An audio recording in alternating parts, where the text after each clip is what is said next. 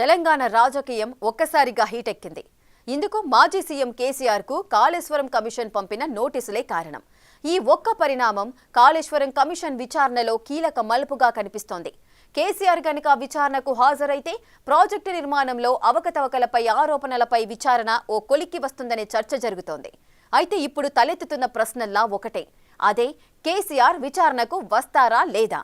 అంతా అయిపోయిందనుకున్న టైంలో కేసీఆర్ కు ఎందుకు నోటీసులు పంపారు?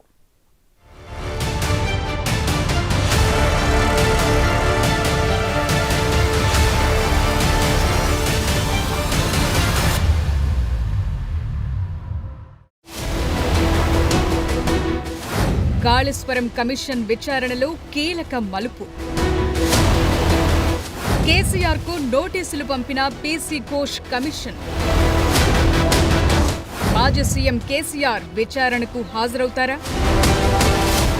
కాళేశ్వరం కమిషన్ గడువు ఈ నెలాఖరుతో ముగుస్తుంది. ఇక నెక్స్ట్ ఏం జరగబోతోంది అనుకుంటున్న టైంలో కాంగ్రెస్ ప్రభుత్వం ఊహించని నిర్ణయం తీసుకుంది. కాళేశ్వరం ప్రాజెక్టు నిర్మాణంలో జరిగిన అవకతవకలపై మరింత లోతుగా విచారణ జరిపేలా జస్టిస్ పీసీ ఘోష్ కమిషన్ గడువుని పెంచింది. ఇప్పటికే ప్రాజెక్టు నిర్మాణంలో భాగమైన ఎందరో అధికారులను, ఇంజనీర్లను విచారించిన కమిషన్ ఈసారి ఏకంగా మాజీ సీఎం కేసీఆర్ కే నోటీసులు పంపింది. ఆయనతో పాటు ప్రాజెక్టు నిర్మాణం జరిగిన సమయంలో ఇరిగేషన్ మినిస్టర్ గా ఉన్న హరీష్ రావుకు, ఆర్థిక మంత్రిగా ఉన్న ఈటెల రాజేందర్ కు కూడా నోటీసులు పంపారు. ఈ పరిణామం తెలంగాణ రాజకీయ వర్గాల్లో తీవ్ర చర్చకు దారితీసింది.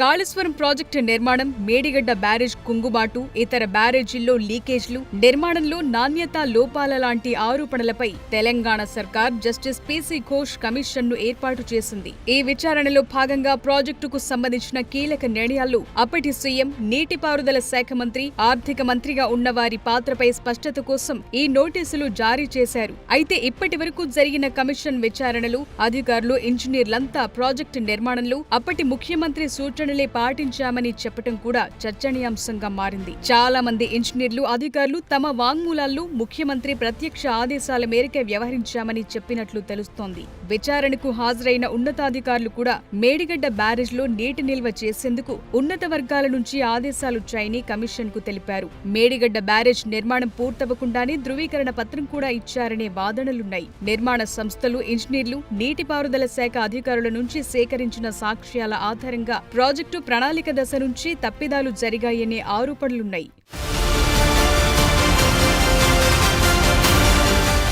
మాజీ సీఎం కేసీఆర్ కూడా గతంలో ప్రాజెక్టు నిర్మాణంలో తన పాత్ర ఉందని చెప్పారు. బీఆర్ఎస్ అధికారం కోల్పోయాక కాంగ్రెస్ ప్రభుత్వం కాళేశ్వరం కమిషన్ ఏర్పాటు చేసి విచారణ మొదలుపెట్టాక ఓ సందర్భంలో ప్రాజెక్టు నిర్మాణమంతా ఇంజనీర్లే చూసుకున్నారన్నారు. అయితే ప్రాజెక్టు నిర్మాణ సమయంలో కేసీఆర్ ముఖ్యమంత్రిగా, రెండో టర్మ్లో ఇరిగేషన్ మంత్రిగాను వ్యవహరించారు. మేడిగడ్డ బ్యారేజ్ స్థలం ఎంపిక లాంటి కీలక నిర్ణయాల్లో ఆయన పాత్ర ఉందని కమిషన్ భావిస్తోంది. దాంతో 15 రోజుల్లో విచారణకు హాజరు కావాలని ఆదేశాలు జూన్ 5లోగా కేసీఆర్ విచారణకు రావాలని, అదేవిధంగా జూన్ 6న హరీష్ రావు, జూన్ 9న ఈటెల రాజేందర్ విచారణకు రావాలని నోటీసులిచ్చారు. ప్రాజెక్టు నిర్మాణానికి సంబంధించిన ఆర్థిక, నిర్మాణపరమైన అంశాలపై, వారి హయాంలో తీసుకున్న కీలక నిర్ణయాలపై వివరణ ఇవ్వాలని కమిషన్ కోరింది.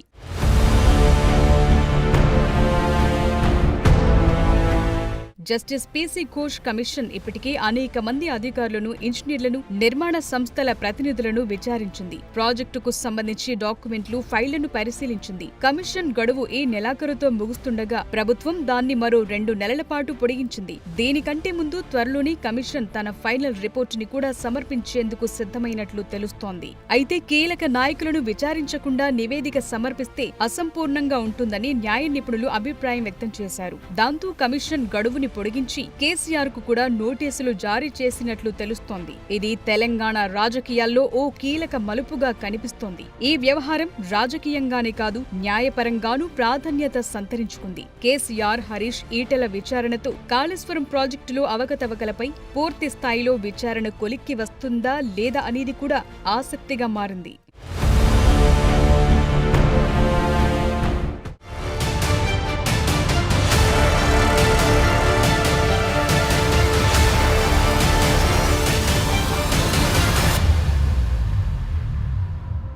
కేసీఆర్ కు కాళేశ్వరం కమిషన్ నోటీసులు పంపడం పెద్ద విషయమే.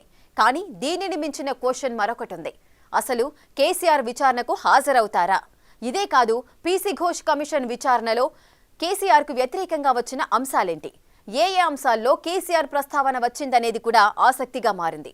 అసలు కేసీఆర్ ఎందుకు విచారణకు రావాలి? కాళేశ్వరం ప్రాజెక్టు నిర్మాణంలో ఆయన ఎదుర్కొంటున్న ఆరోపణలేంటి? తేలాల్సిందేమిటి? ఇవన్నీ కాదు, కేసీఆర్ హాజరవ్వకపోతే పరిస్థితి ఏంటి?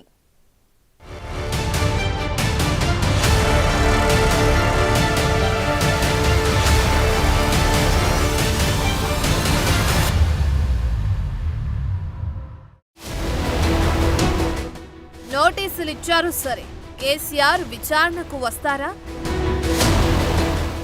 ఇదే ఇప్పుడున్న బిగ్ సస్పెన్స్.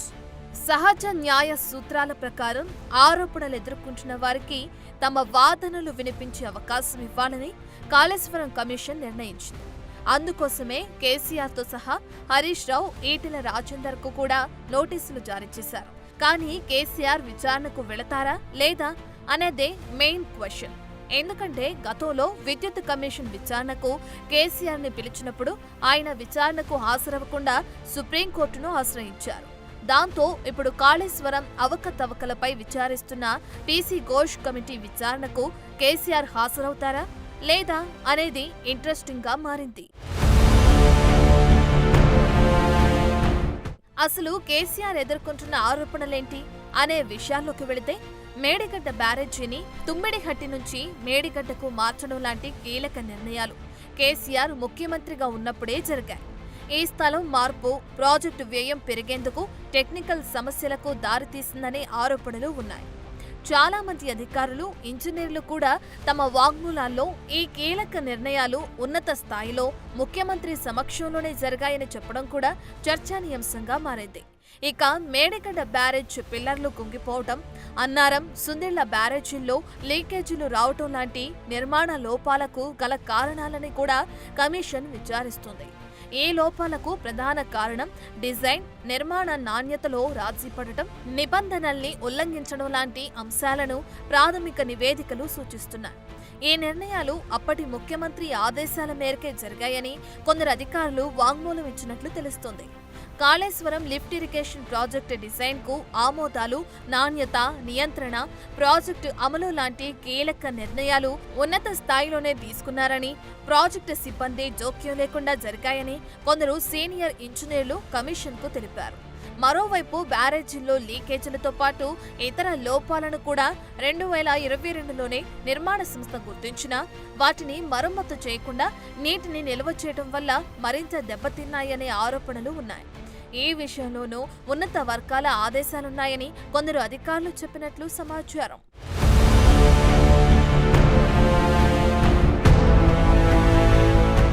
ప్రధానంగా మేడిగడ్డ బ్యారేజీ స్థలం మార్పు వెనుక కేసీఆర్ పాత్ర ఉందనే ఆరోపణలు ఉన్నాయి.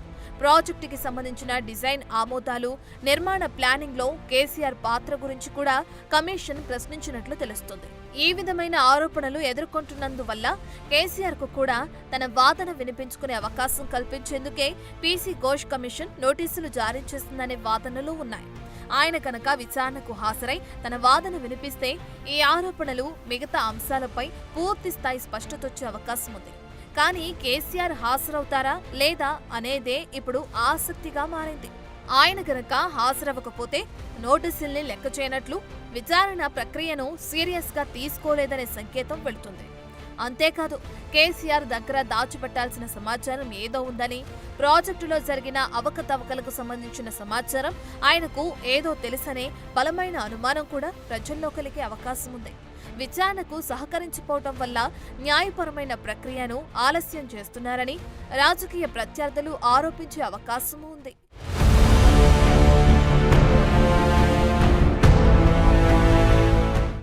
అయితే కేసీఆర్ హాజరు కాకపోయినా ఎలాంటి వాదనలు లేకుండానే కమిషన్ తన విచారణ కొనసాగించి అందుబాటులో ఉన్న సాక్ష్యాలు, వాగ్మూలాల ఆధారంగా తుది నివేదికను ప్రభుత్వానికి సమర్పించొచ్చు. ఆయన హాజరు కాలేదనే విషయాన్ని కూడా రిపోర్టులో తెలియచేయొచ్చు. కమిషన్ నివేదిక ఆధారంగా ప్రభుత్వం తదుపరి చర్యలు తీసుకుంటుంది. కేసీఆర్ హాజరు కాకపోవటం, విచారణకు సహకరించకపోవడం లాంటి అంశాలు ప్రభుత్వ వాదనలకు బలం చేకూర్చే అవకాశం ఉంటుంది. మరోవైపు కేసీఆర్ కూడా ఈ నోటీసులను కోర్టులో సవాల్ చేసే అవకాశమూ ఉంది. గతంలో విద్యుత్ కమిషన్ పంపిన నోటీసులను న్యాయస్థానంలో సవాల్ చేసి తనకు అనుకూలమైన ఆదేశాలను పొందారు. ఇప్పుడు కూడా అదే తరహాలో పీసీ ఘోష్ కమిషన్ నోటీసులను కూడా సవాల్ చేసే అవకాశం ఉందంటున్నారు. అదే జరిగితే బీఆర్ఎస్ ప్రత్యర్థి పార్టీలు ఈ అంశాన్ని ప్రజల్లోకి తీసుకువెళ్లి కేసీఆర్ అవినీతికి పాల్పడ్డారని, విచారణను ఎదుర్కొనే ధైర్యం లేదని ఆరోపించే ఛాన్స్ ఉంది. దాంతో కాళేశ్వరం కమిషన్ పంపిన నోటీసులపై కేసీఆర్ ఎలా స్పందిస్తారనేది తెలంగాణ రాజకీయాల్లో ఆసక్తిగా మారింది.